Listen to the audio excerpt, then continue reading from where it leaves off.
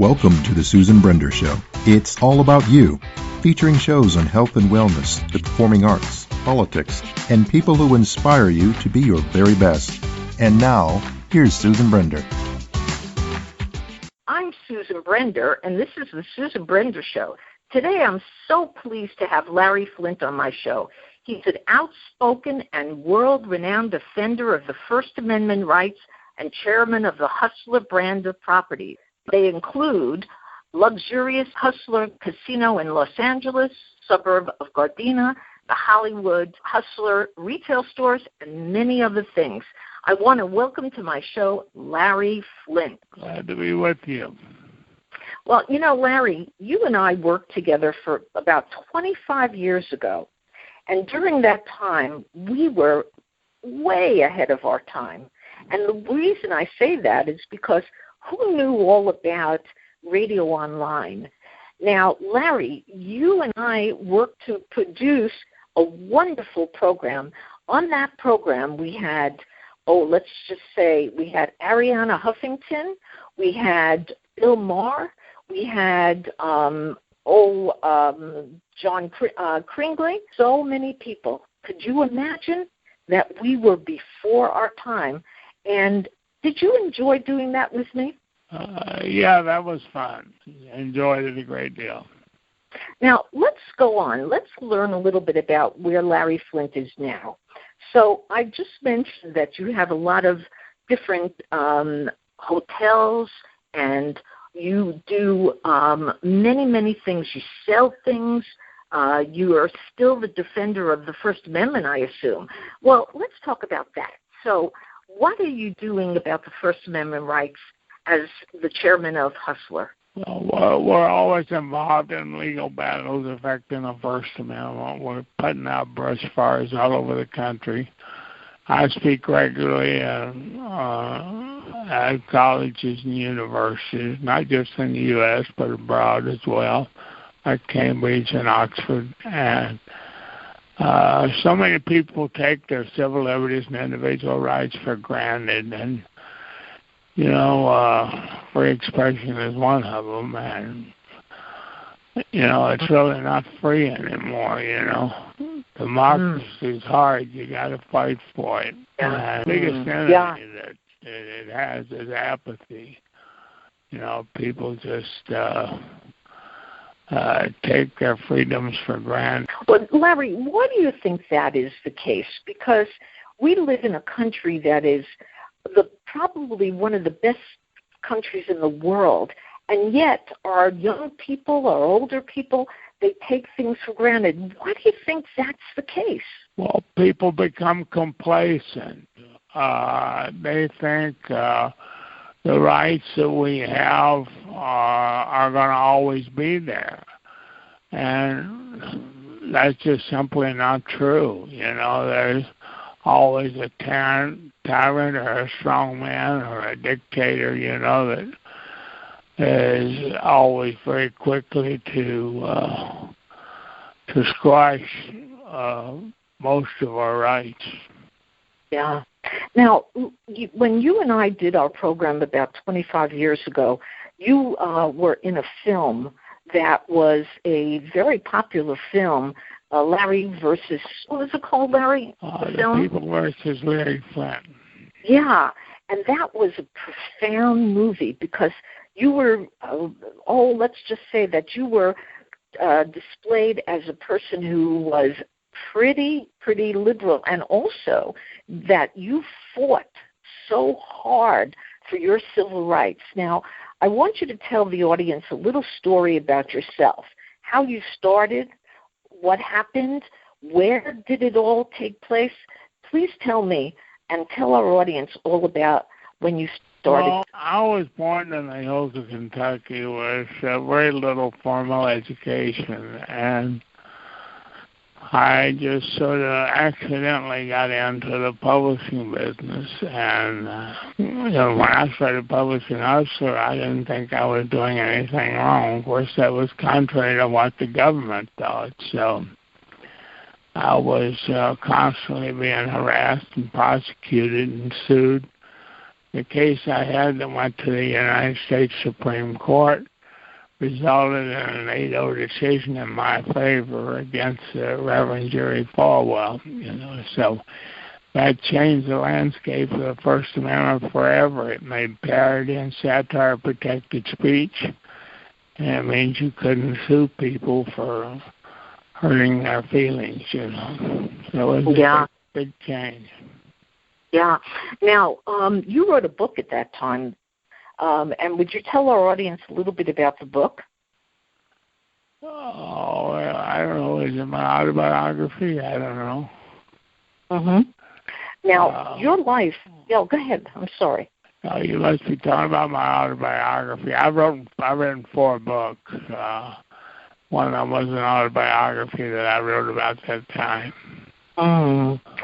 So, did you have a family who encouraged you to do the things that you do? No, I didn't. My father was a laborer. My mother was a housewife. And as I said, I was born in the hills of Kentucky, so the faster I could get out of there was the better. I felt there had to be more to life than what existed there. Mm-hmm. Now, also, you started Hustler so many years ago. Now, at that time, there was Hustler, there was Playboy, and were there any other magazines that were in competition with you? Yeah, it's Hustler, Playboy, and Penthouse. And now since Playboy removed their centerfold and Penthouse has stopped publishing, I guess I'm the only game in town. That's right. And so what do you attribute to that? Because all those very famous magazines have gone out, and here is Hustler still around. Well, I'm a businessman, first of all, and I don't think my competitors were. They were more from the artistic walk of life, I guess you would say. That was always Hefner's problem. You can't deny his role in the sexual revolution, but in spite of all his success, most of his wealth got squandered in bad business investments. It's the same thing with Guccione that published Penthouse. Right, yeah. Now, you said you're a businessman, and definitely you're a businessman. I mean, you have clubs all over the country, and you also have casinos. Now, did you think that up? Did you decide that one day you would be like a very, very popular person who absolutely would have all of this? No, the Hustler brand became very strong because of the magazine. So we noticed anytime we opened a Hustler retail store, it was always a huge success because of the branding. And it's the same thing with the casino operations. And I'm also in the broadcast television business, so it seems like anything that we associate the brand with, it's just so strong, not just in the U.S., but international as well. Yeah. Now, I want you to imagine, Larry, that you were standing in front of a college, all these college kids in a university, and you were giving them a talk. Give us some ideas of what you would say to them. Well, I remind them that, freedom of speech is not freedom for the thought you love, but rather for the thought you hate. If you can stand here on the dais with me beside someone that will say things that will make your blood curl and is against everything that you believe in, every fiber in your body, if you can defend their right to free speech, then you can say that you're for free speech. When you talk to the average person and ask them what they think about free speech, they say, "Oh, sure, yeah, you have it." You say, "Well, what about flag burning? What about hate speech? What about this?" "Oh, well, I didn't know you were talking about that." They would say. So, to live in a free society, you pay a price, and that price is toleration. You have to tolerate things that you don't necessarily like so you can be free. I tolerate Fox News, Yeah. Now, that brings up a good point. You've been interviewed by many people, and when they interview you, do they ask you the questions that make you feel, well, I don't want to call it good, but that you find interesting? And if you had a chance to be interviewed by somebody like me, what question would you ask yourself? Well, people that interview me, they seem to always have to take offensive position because of the business I'm in. Because they're interviewing a pornographer, they don't want to look like they're endorsing the person they're interviewing. So their interviews are always very awkward. I don't think they can really ask the questions they want to ask and feel comfortable about it. So I just go with the flow. I see. Now, I remember you and I talked about pornography. And I said to you, Larry, you're in a field that has a lot of controversy. It's not many people feel that good about what you do. But you said to me, listen, Susan, I have a line in front of my building, and it's not me who is making people do what they do. It's them. They stand online. They want to work for me. They want to do whatever is necessary. Now, do you still feel the same way? Wow. No one's ever worked for us, including the girls that model, that were not enthusiastic about their job. Mm-hmm. But you would never work with children, would you? Oh, no. But when you exploit children and pornography, you're exploiting people that are not old enough to speak for themselves. So these people should be prosecuted to the fullest extent of the law. When I talk about sex, or we publish things about sex, we're talking about consenting adults, not children. It's two different issues. Yeah, I thought it's very important for our audience to know about that, because people sort of question, what is he doing? Is he involved with kids? Is he involved with adults? And is he forcing them to do that? And we know that you're not doing that. And that makes me feel very good to know that I'm talking to somebody who has a business, and you do a business well. Now, let's change the subject for a minute. Larry, often we live in a society now which is a very political society. We have people who are running for an office. Now, I've been told that you are not a supporter of Trump, that you're a supporter of Clinton. Is that right? Yes. Okay, now would you explain that to our audience? Why Clinton? Well, do you want it crazy, or do you want somebody that can do the job? Hillary's the most qualified person running for president. I forget about Cruz or Trump. Cruz is more dangerous than Trump.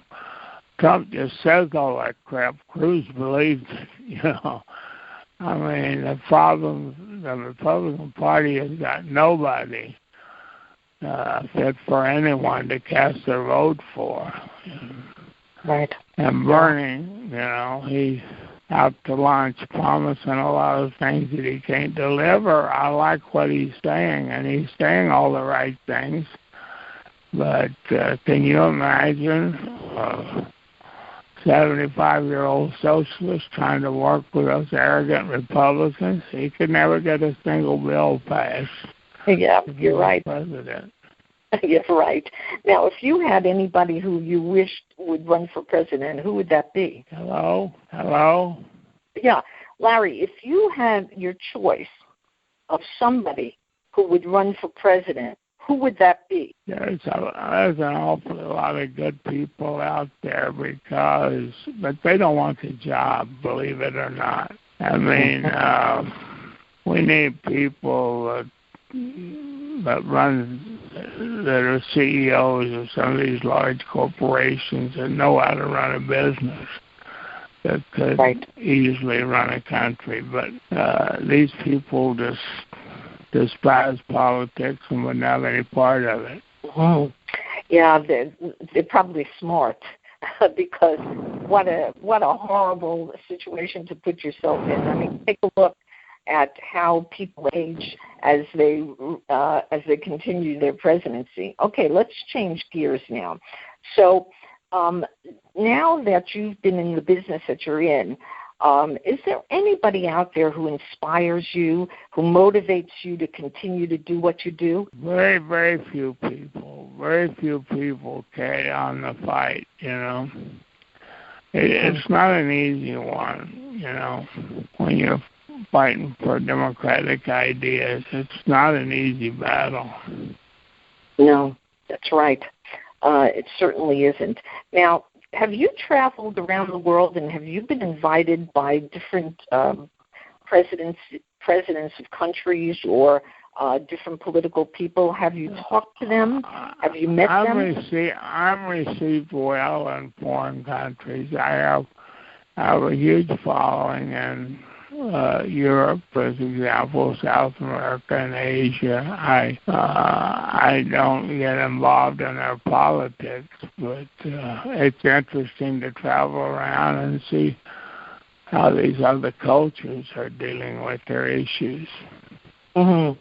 And of all the places that you've been to, is there any one place that you admire what they're doing? I mean, how do you feel, for example, about countries now who have xenophobia? I mean, take a look. If you think about some of the Scandinavian countries who used to think that they'll let everybody in and everything's just going to be perfect, and now there's xenophobia. They have it. And, I mean, what do you say to that? I know Europe's got their problems, and I'm going to say something that might shock you. One of my favorite countries to visit is Russia.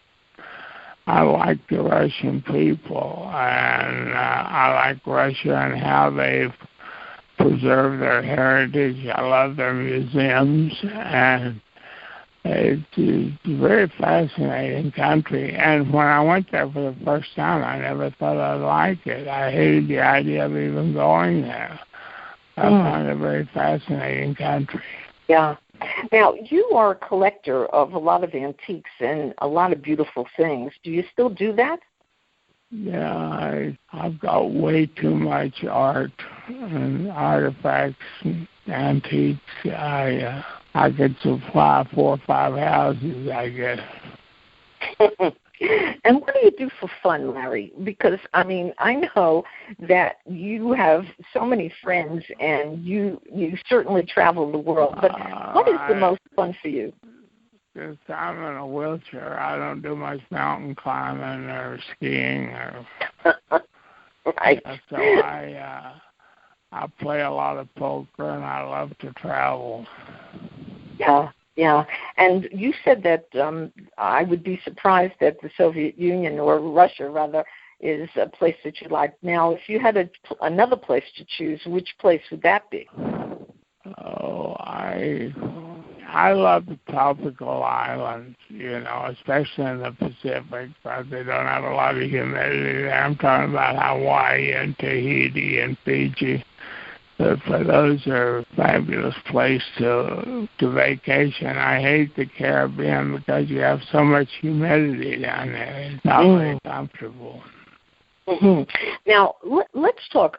Do you have another plan to write another book or to be in a movie? I mean, you said that you were involved. I don't have time for either one of those things. I'm scheduled to open 20 new retail stores in the next year and 2 more casinos, and I just don't have the time to write a book. It takes too much time. Okay, but if you had a chance to write another book, what would it be about? I think I always wanted to write a book on the right to privacy, you know. There's nothing in the Constitution that guarantees us the right to privacy, but I believe that it's covered in the 4th Amendment. pretty well, and you can make a strong case for it. And I think that the Supreme Court is going to have to deal with the issue of privacy at some point or another in the near future. Mm-hmm. Yeah. Now, based upon what you've done and what you're going to do in the future, which one of the things that you do really make you feel good? Like you just mentioned that you're going to open up stores. So you're going to become a more of a retailer. Do you like that? Well, the hustler stores are totally different. They're an experience, an erotic boutique. They're a shopping fascination for couples, not just for men or women, but both sexes. And we sell a lot of goodies there, Susan. You're going to have to visit a store when you see one. I will, no question about it.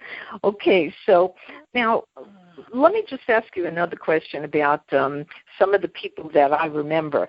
Do you still have a relationship with Bill Maher and Ariana Huffington? And if so, what is it that has kept you so friendly with them? Because you know them for so many years. So are you still in touch with Ariana? Yeah, I've known Bill and Ariana for 25, 30 years, We go way back. Yeah, and Ariana, look at the success that she's made of herself. That must be, when you think about it, when you and I met, and we met Ariana, she was just sort of at the beginning of her career. Now, look at where she's at. She's done very well. Yeah. Bill Maher's done very well, too. He's Certainly one of the highest paid people on HBO now. Amazing, huh? And so do you attribute that to your to us doing the podcast? I mean, did we have some involvement in their success? They would have made it without help from me. Yeah. And so, and now I want you to tell our audience just a couple of personal things. You talked about your privacy, and we certainly want that to be the case. But is there something that is happening in your personal life that you'd like to tell our audience about? My life's an open book, If people think, the publisher of Hustler is probably some seedy old man taking out porn in the basement of a building or something, and my own attitude towards sex is rather provincial. I'm into just plain old vanilla sex. Yeah, well, I wanted our audience to know about that because you're right. When people think about a person like you, they often think, well, oh my God, he's doing things that are very, what should we say, very extraordinary or different. But no, so you're just boring. It's very boring. Nothing I haven't seen or haven't been exposed to. So. Yeah. Well, anyway, we're coming to the end of our show. So, Larry, I always like to give my guests the last word. So if you were to tell our audience something that you want them to know about, what would it be? That the greatest right that any nation can afford its people is the right to be left alone. And that's what the American people want, the right to be left alone. Mm-hmm. Yeah. Well, today my guest has been Larry Flynt, and he is a very special person who has been a renowned, and I say renowned in big terms, man who's done many wonderful things. And I want to thank you, Larry Flynt, for being on the Susan Brender Show. It's sure been a pleasure. Okay, thank you very much. Bye-bye. You're quite welcome. Thank you for listening to the Susan Brender Show. To be a guest, email sebrender@yahoo.com.